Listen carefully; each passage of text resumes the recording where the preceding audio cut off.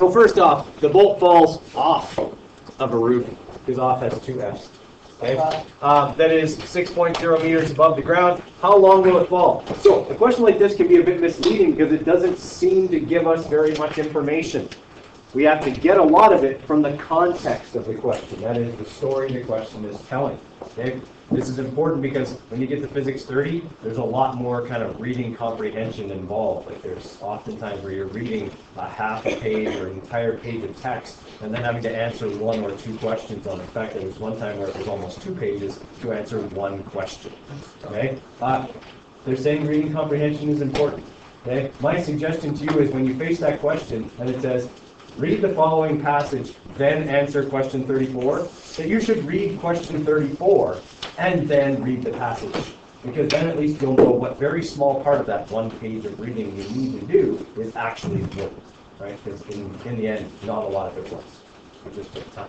But you have 6 hours to write the darn thing now, so I don't know what time to really factor. Back in my day, it was 2 hours to write it by hand. We had to walk uphill both ways in the snow. You know that old chestnut. Okay. So first thing, if it falls off the roof, its initial velocity was 0 meters per second. It wasn't thrown off. It didn't jump off. It fell off. Okay? It means the initial velocity was 0. What's its acceleration? Yeah, acceleration due to gravity, 9.81 meters per second squared. We're not told otherwise, so we're going to assume this building is on Earth, where that value holds true. Okay? And we're told that it falls 6 meters. Well, that means its displacement is 6 meters down. In fact, I should write on here down and down, just so I keep my vectors straight. All right, we're looking for how long it fell for. So we're looking for t. Now, the only formula that we have that has these 4 variables in it is this one. You know, the one I told you you never have to use to solve for time. Unless VI was 0, 0. Okay. In this case, VI is 0, so VI times t is also 0. All right. Which basically just means I can get rid of the first half of that equation. 0 plus anything is whatever I'm adding it to. So now I'm going to manipulate and solve for t.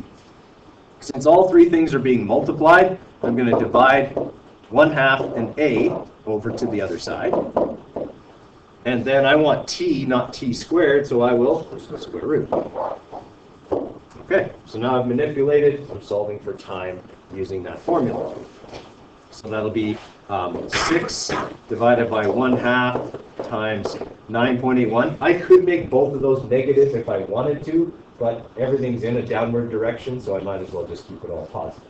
Okay, if that had been thrown upwards, then I would have had to do something with the signs.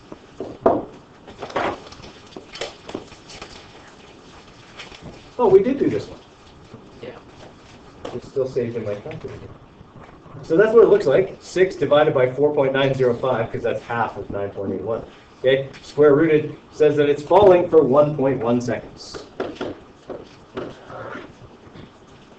Okay, so the real trick here, guys, and the thing that we're going to be working on today is recognizing which formula needs to be used, practice our algebra skills and manipulation, okay, and solve some problems.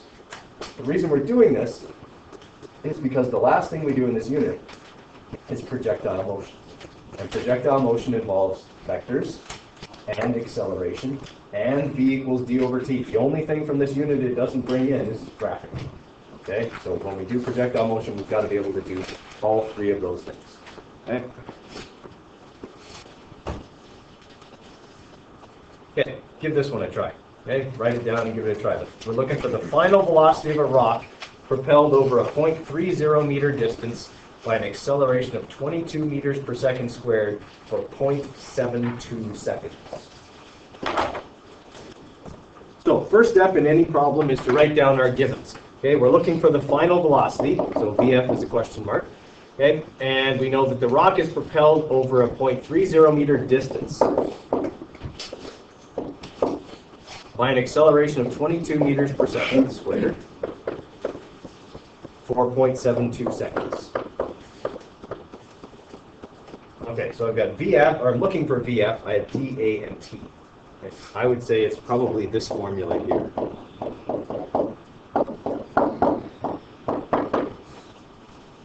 Are you all right with that? Okay. I could probably solve this in 2 steps with another formula, but why solve something in 2 steps that you can solve in 1? Right? So, I'm trying to get VF by itself. What should I do with the 1/2 AT squared? Add it over to the other side.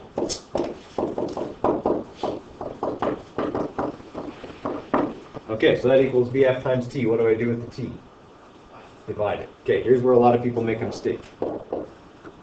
They go, oh, this T and that T cancel. Do they? No. Okay, this is a separate operation on the top. Okay, that's not going to cancel. If everything was being multiplied on the top, yes, then I could cancel. But I'm adding on the top, so I can't. Okay. All right, so now when I plug in my numbers here, I'm going to have 0.30 meters plus 1/2 times 22 times 0.72 squared divided by 0.72. 0.3 plus 0.5 times 22 times 0.72 squared divided by 0.72. All right, so we're looking at 8.3 meters per second would be our final speed.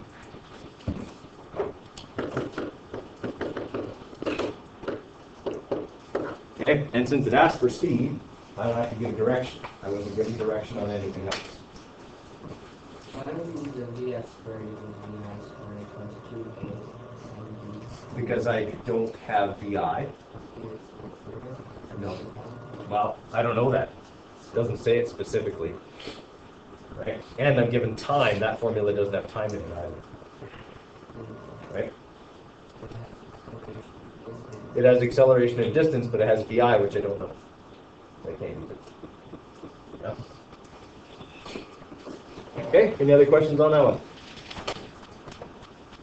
Okay, copy that one down and try it. This is what they do when they're doing ballistics tests. So if they, they have a murder victim or something like that, and they're trying to figure out, where the kill shot was fired from, they'll make this mold out of ballistics gel, which is like Jello, but like a lot chewier, so it has the same consistency as the human body. They even sometimes build in bones made out of composite materials, okay? And then they shoot guns at them, okay, in order to determine how far the bullet would penetrate given different firing distances and things like that. So it's useful in crime scene investigations. So that's what we're talking about here. Okay.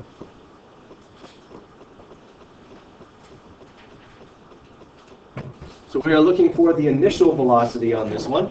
Okay, so we're looking for VI of this bullet that enters ballistics gel and slows down at 150 meters per second squared. Okay, this is a pretty massive acceleration, right? Which is obviously why it hurts so much, likely to get shot. Okay, there's a massive deceleration occurring. Now the mass is really small, okay, but it's still decelerating a lot when it hits you. That does not, however, mean you'll go flying backwards like they do in the movies. Okay, you often see these people they get shot by a shotgun in an action movie and they fly back 20 feet. Okay, there's not enough mass to propel a 200-pound person backwards 20 feet. Okay, when they're shot by something. Okay, especially if that something just like this one goes through you. Okay, so this went all the way through the ballistics gel and came out the other side, still moving at 65.2 meters per second. Okay? That means you probably wouldn't want to be standing behind the ballistics gel. Right? That bullet could still do a fair amount of damage to you when you're moving fast. All right, so we know that VF is 65.2 meters per second, and we know the thickness of the ballistics gel is 0.252 meters. All right, so that's what we have: VI, VF, A, and D. So which formula am I going to use?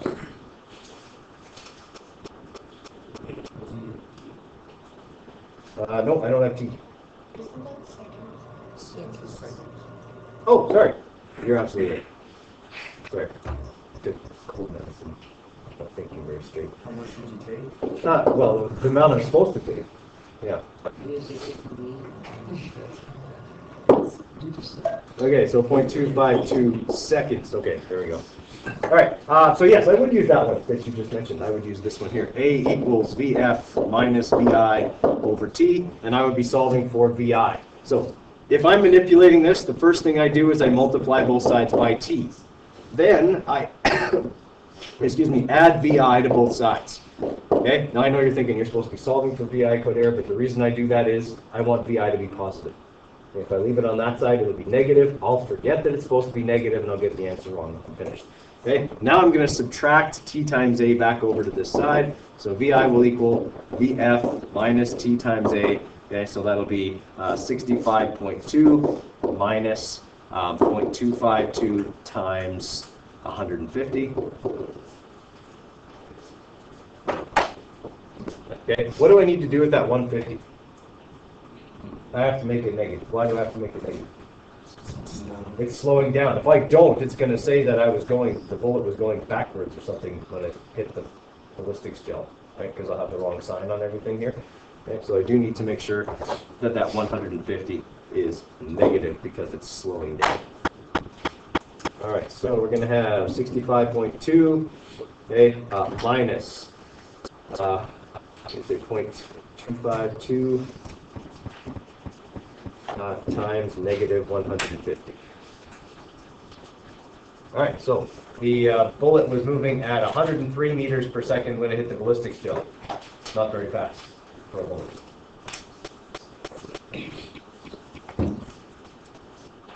Okay, everybody all right with that?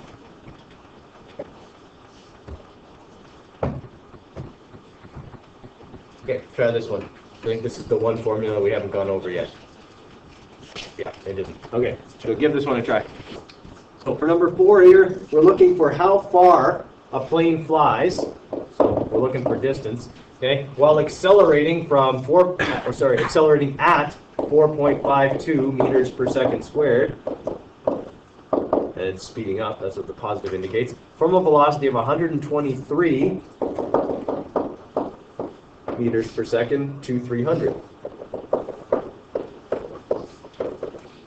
Okay, so there's the information we have, and we're looking for D on this one. Okay, formula I would use would be this one. VF squared equals VI squared plus 2AD. Obviously, there is a way to solve this in 2 steps. You could use these 3 variables to find time, and then use time in another formula to find the distance.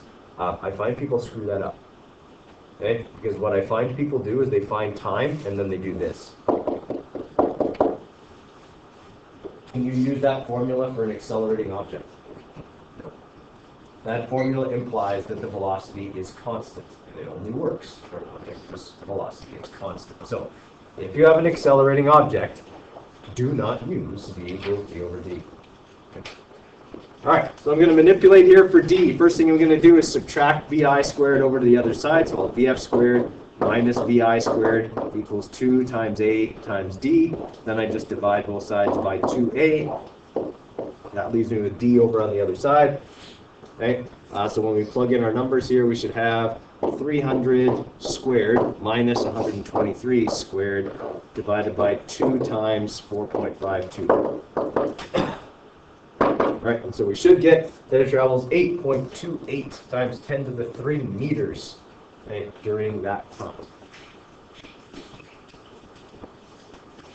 Okay, questions on that? So for every acceleration question that I've done up there, my first step was to what? Right, identify your knowns, write out your givens, however you want to say that. Okay, writing out what I know. Second thing, choose a formula from the givens. Okay, manipulate the formula, plug in the numbers, solve. Okay, that's the way the acceleration problems work. If you follow those steps, you can't really go wrong. Make sure you show your work, okay? Because I would give you a mark for your givens. I would give you a mark for identifying the formula. I would give you a mark for manipulating the formula. And sometimes I give you a mark for plugging in the numbers in the right place, sometimes. And I always give you a mark for the final answer. So it can be between 4 and 5 marks. But if you make a mistake somewhere and you haven't shown your work, I can't give you anything because there's nothing there for me to assess. Okay? So it's always a good idea to show your work.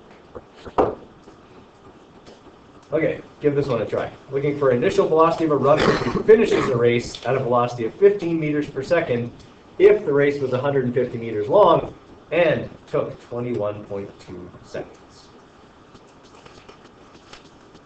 All right, so on this one we're looking for initial velocity, so we're looking for VI. We know that they finished the race at 15 meters per second. Okay, the race is 150 meters long and takes 21.2 seconds. Okay, so what formula do I have that has those four things in it?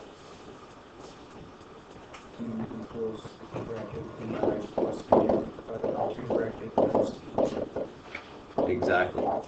Okay, this one here, the one that uses average acceleration. Now, we said before when we first learned this formula that the question really should say it's accelerating uniformly for us to use that. This question should have said the object is undergoing uniform acceleration. All right, but it's the only formula I have that has all these things in it. So I'm solving for VI. First thing I would do is divide by t. Okay, when I do that, that makes the brackets go away. All right. Now what do I move? Move the 2 over. Okay, and I'm looking for VI, so what should I do with VF? Just subtract it, right? Because I'm adding it on that side, so I'll have 2 times d over t minus VF equals VI. So 2 times 150 divided by 21.2. That should give me my initial speed.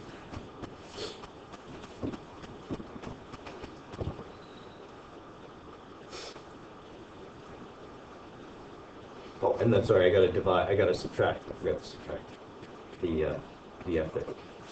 Okay, divided by 21.2. Okay, and then VF was 15, so minus 15. All right, so the person was actually going slightly backwards at the beginning of the race. If you've ever seen like a sprint, okay, a lot of the sprinters will accidentally rock backwards in their starting blocks right after the gun goes to compress their legs a little bit, which we shouldn't do. It's actually really bad, but it happens. Okay, and so that's why that person would be going actually in a negative direction to start thinking about it. Okay. All right, everybody okay with that? All right, so you have an acceleration worksheet. I'm going to give you a little break here, but then I want you working on your acceleration worksheet, which you can find in the kinematics workbook.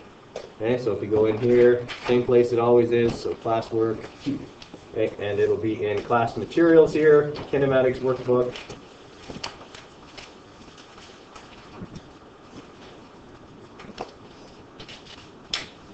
And it should be just past the graphing stuff.